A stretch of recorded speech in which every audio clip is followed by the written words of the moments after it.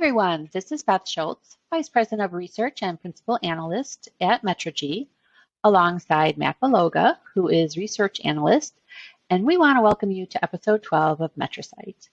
Matt recently completed a buyer-side study on workflow management, and today he's here to share a few key takeaways with us. Hey, Matt. Hi, Beth. Thanks for having me on today. Oh, glad to have you here. So, Matt, why don't you tell us, do companies consider using workflow management tools in the first place? Why? Why do they consider using workflow management? So what we saw in this research study that we conducted is that these companies who are adopting these tools, they're doing so primarily because they don't have the tools already in place to manage their projects and tasks, or they have a tool in place, but it just doesn't do everything that they need it to do. And so they want to find some sort of upgrade to get more money or more value out of their tool. And for the most part, the companies who are using these tools, they use them or plan to use them primarily for internal projects or task flow management, rather than any projects or tasks that they are sharing with customers or external business partners. That's a good distinction to know, and as you're thinking about these tools. How do these tools fit in with other software that companies are using? Yeah, that's a really great question. These tools work well on their own as another platform for people to go to and see where projects and tasks are in terms of how far along they are. But some people don't want to have to churn through 7, 8 different windows to get to where they need. So these workflow management tools, a lot of them have a wide variety of integrations into other collaboration tools that companies are likely already using. In the study, we found that the main integrations that respondents were using with their workflow management tool were things such as team collaboration, like Slack or Microsoft Teams chat function, cloud storage like Microsoft OneDrive or Google Docs, so that you're able to link that right there in the task and someone can click instead of having to try and find through an entire internal data storage to find the files they're working with. And finally, the other big one were meeting apps like Teams and Zoom. So if you need to conduct a meeting, you're able to just put the link straight into that workflow task. And when the notification pops up, you just click on it. I'm sorry, go ahead. Oh, no, you're sorry. You're good.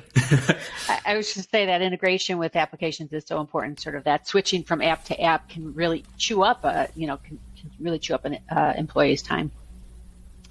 Oh, okay. Yeah. Matt, say a company does adopt workflow management tool.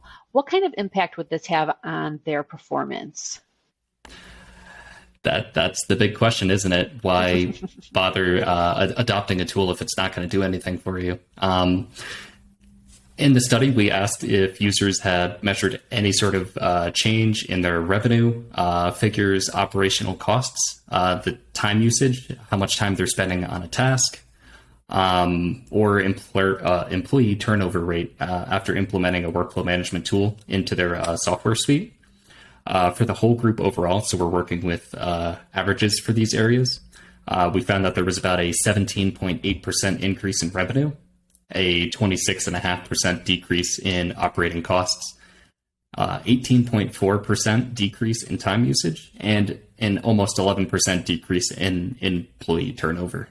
What you're really seeing is reducing the amount of resources necessary to get jobs done. And that's really the crux of workflow management is efficiency.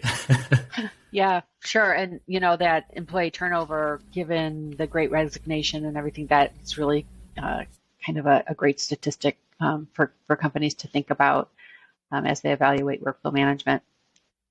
Yeah, Anyways, absolutely. On that note, Matt, let's wrap up. Any final thoughts to leave folks with? I think the big takeaway is that if your organization's got a distributed workforce where not everyone's together in one place at all times, and you're able to have those in-person meetings, such as having field service technicians who will go out and perform some service or task at a site, or you have a work from home policy where people are working in a home office as opposed to a corporate office, these workflow management tools, their greatest utility is giving you an advantage into managing your employees and their workloads and seeing what sort of job they're doing, how long it's taking to complete a task. I think that having that visibility into the workday is really the first step in recognizing any issues or bottlenecks that your company might have, where you can improve, and what necessary next steps might have to be taken. Thank you again for having me on today, Beth. I appreciate it. Well, thank you, Matt, for joining us. Listeners, thanks again for joining us, and be sure to check back for new episodes coming out regularly on Metrigy.com, our YouTube channel, or on your podcast platform. And if you don't already, please do follow us at Metrigy.com, at Metrigy on Twitter, as well as on LinkedIn and Facebook. Till next time, take care, everybody.